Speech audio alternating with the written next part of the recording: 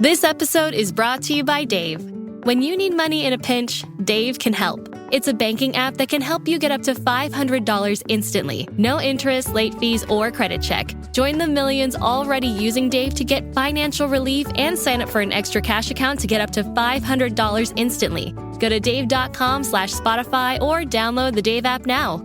For terms and conditions, go to dave.com/legal. Instant transfer fees apply. Banking services provided by Evolve Bank & Trust, member FDIC. Coming up on 5 Minute News.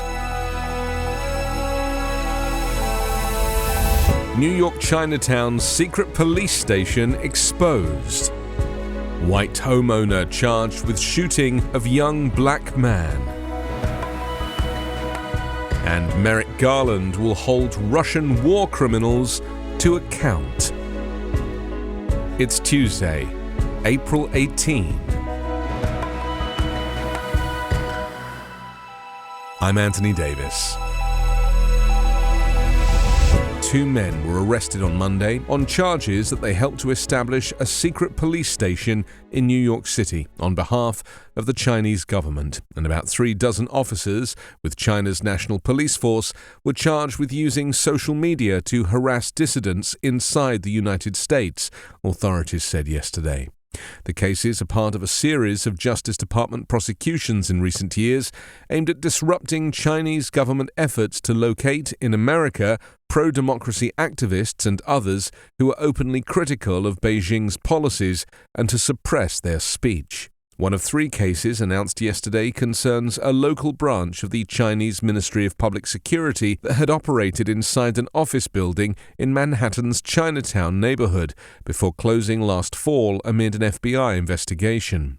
The 2 men who were arrested were acting under the direction and control of a Chinese government official and deleted communication with that official from their phones after learning of the FBI's probe in an apparent effort to obstruct the inquiry, according to the Justice Department.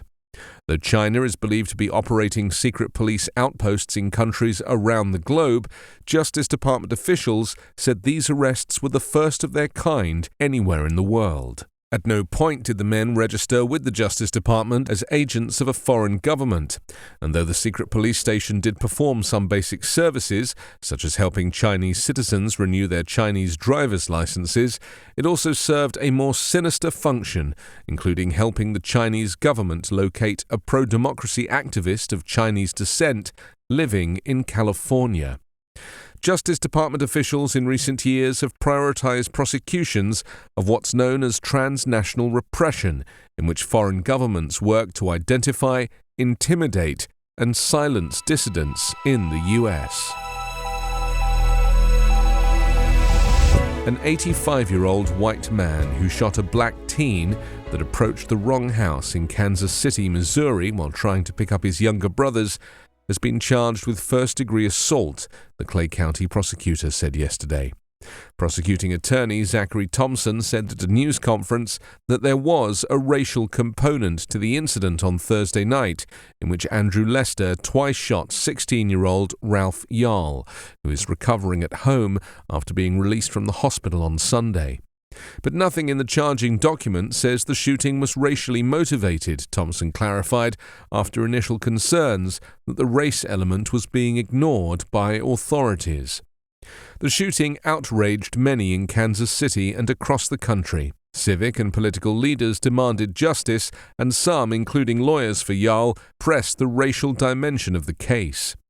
Vice President Kamala Harris wrote on Twitter that no child should ever live in fear of being shot for ringing the wrong doorbell. The Missouri Senate held a moment of silence for Yarl on Monday.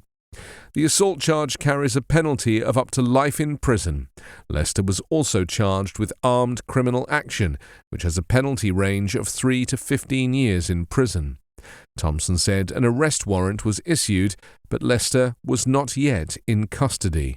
16-year-old Yarl, an honor student and all-state band member, was supposed to pick up his 2 younger brothers on Thursday night when he approached the wrong house. Lester came to the door and shot Yarl in the forehead and then shot him again in the right forearm. No words were exchanged before the shooting, but afterward, as Yarl got up to run, he heard Lester yell, "Don't come around here," the statement said. Yarl ran to multiple homes asking for help before finding someone who would call the police. The shooting happened in a middle-class neighborhood in North Kansas City. Yarl was sent to pick up his twin brothers. He didn't have a phone with him and went to the wrong block. His aunt, Faith Spoonmore, wrote on a GoFundMe page set up to help pay medical bills. By Monday afternoon, $1.4 million had been raised. In a joint press conference on Monday with Ukrainian Prosecutor General Andriy Kostin, Attorney General Merrick Garland announced that the U.S. would take additional legal measures to combat Russian war criminals. The Justice Department will send an experienced prosecutor to The Hague to be based at the European Union Agency for Criminal Justice Cooperation. That appointment will require greater DOJ resources to international partners fighting the Russian war machine. Additionally, the DOJ will send a resident legal advisor to the U.S. Embassy in Kiev to work on a variety of complex justice sector issues. Criminal justice reform is generally required of countries who want to attain NATO and EU membership. The new DOJ measures follow Garland's trip to Ukraine last month, during which he signed a memorandum of understanding that formalizes U.S. cooperation with the Ukraine Joint Investigative Team, which is investigating core international crimes committed in Ukraine. The experienced prosecutor, whom the DOJ will detail to The Hague, will assist the JIT in its investigations.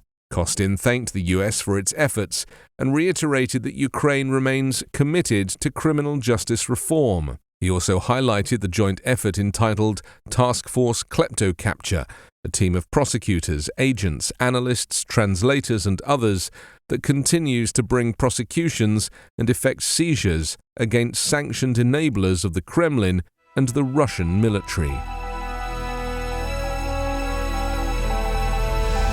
You can subscribe to the 5-Minute News Patreon for bonus videos, commentary, and more. Go to patreon.com/5minutenews.